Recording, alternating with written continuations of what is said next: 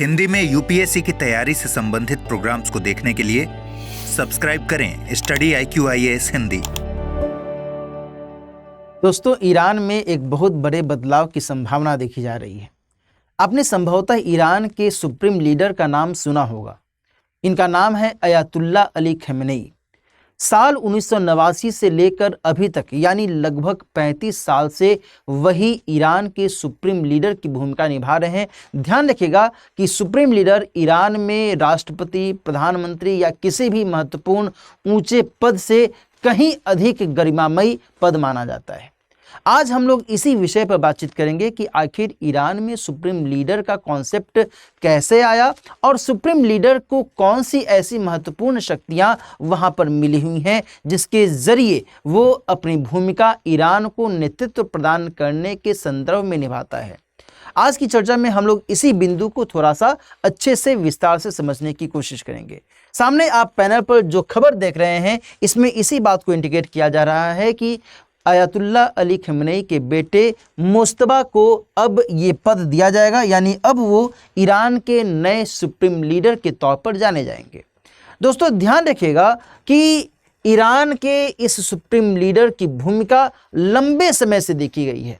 जब भी ईरान में कोई भी गतिविधि होती है, जब भी ईरान के द्वारा किसी भी देश के फेवर में या अगेंस्ट में कोई भी टिप्पणी की जाती है तो फिर अयातुल्ला अली खमेनेई का ही नाम सामने आता है। और एट प्रेजेंट इनके संदर्भ में यहाँ जानकारियाँ मिल रही हैं कि शायद वो कौमा में तो नहीं चले गए हैं और संभवतः कहीं इसी वजह से तो उनके बेटे को सुप्रीम लीडर के तौर पर नहीं नियुक्त किया जा रहा है। हाँ, ये जो एक कयास है यहाँ लगाए जा रहे हैं। हालांकि जो स्रोत हैं वो ये भी बता रहे हैं कि सितंबर महीने में ही मुज्तबा अली खमेनेई को लेकर के सहमति जताई गई।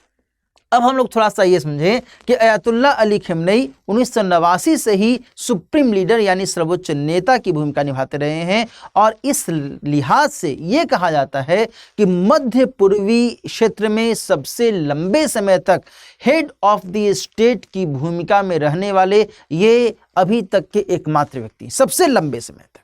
Getting it? अच्छा, अब थोड़ा सा आगे बढ़ा जाए। ईरान में सुप्रीम लीडर के पद को लेकर के जो हमें जानकारियां मिलती हैं उसमें जो महत्वपूर्ण बातें हैं उसमें पहली बात कहती है कि विलायत ए फ़कीह नाम से एक व्यवस्था है जिसे इस्लामी कानूनों के गार्जियनशिप के तौर पर देखा जाता है। वहाँ के संविधान में इसका उल्लेख मिलता है और उसके अकॉर्डिंग एक लर्नेड इस्लामी ज्यूरिस्ट यानी योग्य इस्लामी कानूनविद को सुप्रीम लीडर का दर्जा दिया जाता है। इसकी भूमिका क्या होती है? इसकी भूमिका होती है अंतिम धार्मिक प्राधिकारी के तौर पर, अंतिम राजनैतिक प्राधिकारी के तौर पर। यानी इसकी दो बड़ी महत्वपूर्ण भूमिकाएं हैं। धार्मिक प्राधिकारी सबसे अंतिम स्टेज में, उसके बाद कोई नहीं। राजनैतिक प्राधिकारी सबसे फाइनल स्टेज में, उसके बाद कोई नहीं, है ना। यानी कि ये जो कह दिया सो फाइनल है। इन्होंने जो धार्मिक मामलों में कह दिया वो फाइनल है। इसके अलावा कहीं कोई सुनवाई नहीं होगी। तो इस लिहाज से इनका महत्व देखा जाता है।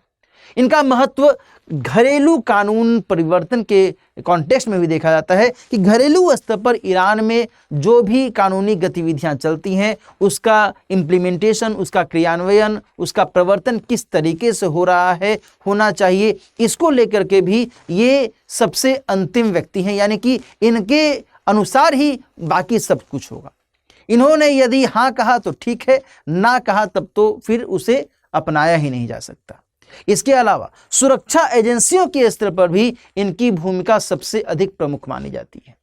यहां तक कि जो सैन्य गतिविधियां चलती हैं ईरान में, आपने शायद नाम सुना होगा IRGC का, ईरानी रिवोल्यूशनरी गार्ड कॉर्प्स। ये बहुत ही महत्वपूर्ण भूमिका निभाता है। ध्यान रखिएगा कि जो ईरान की सेना की गतिविधियां रहती हैं उसमें दो स्तरों पर, एक मिलिट्री के स्तर पर यानी कि जो सैन्य कर्मियों के द्वारा गतिविधियां अपनाई जाती हैं, और एक दूसरा IRGC यानी कि ईरानी revolutionary guard corps.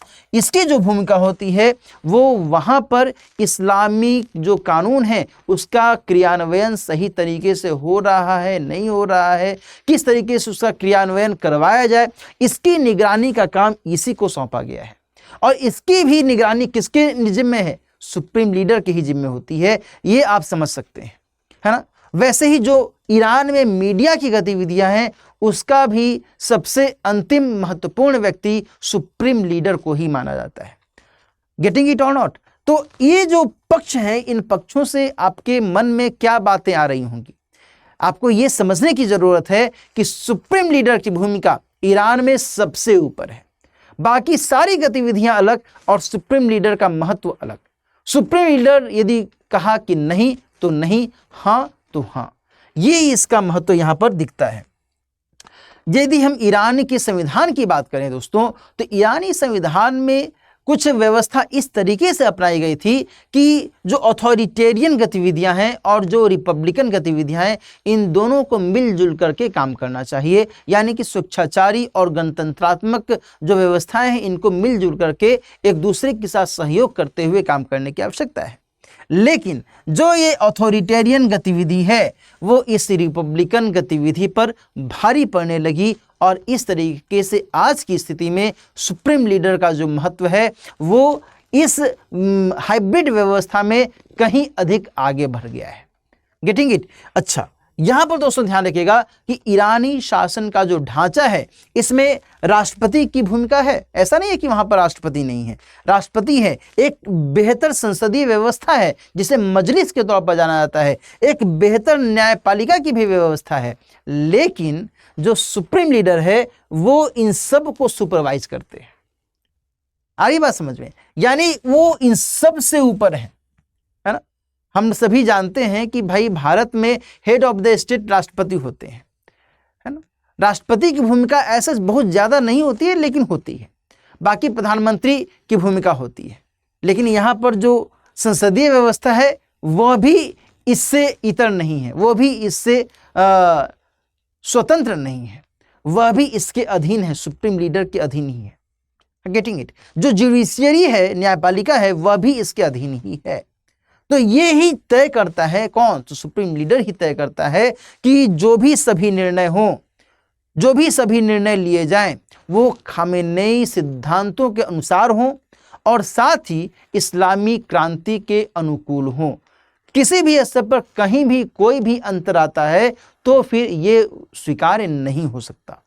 Getting it? तो ये सारे जो पक्ष हैं यहाँ पर सुप्रीम लीडर के कंटेक्स्ट में देखने को मिलते हैं। अब एक सवाल उठता है कि आखिर इनका चुनाव कैसे होता है।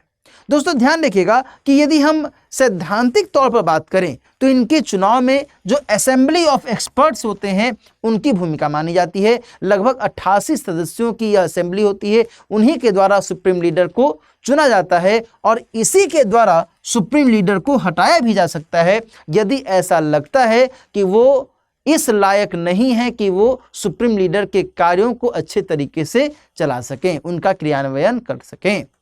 Getting it?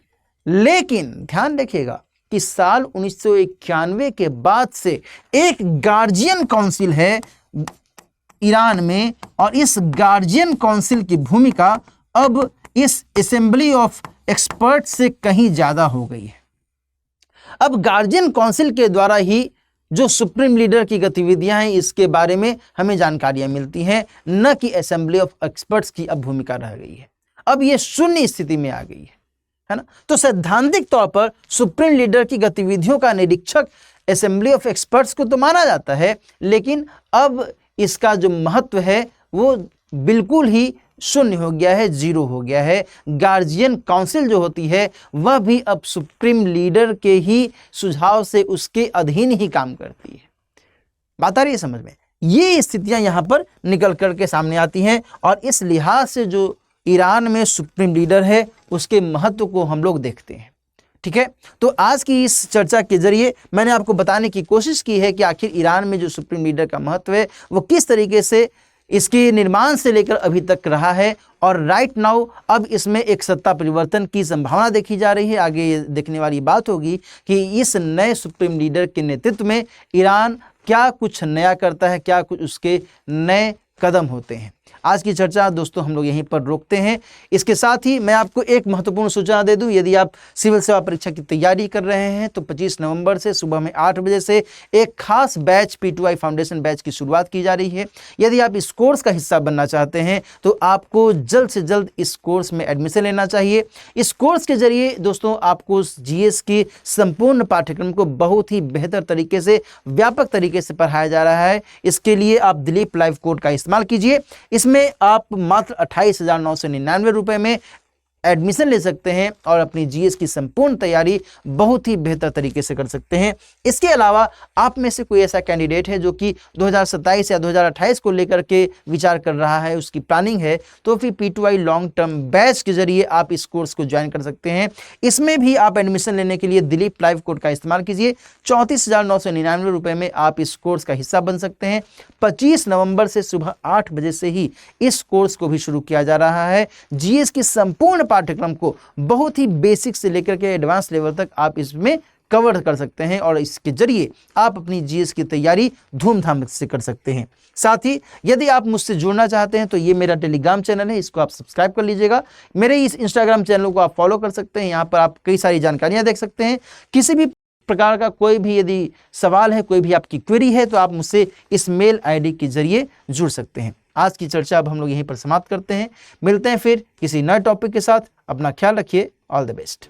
हिंदी में UPSC की तैयारी से संबंधित प्रोग्राम्स को देखने के लिए सब्सक्राइब करें स्टडी IQ IAS हिंदी।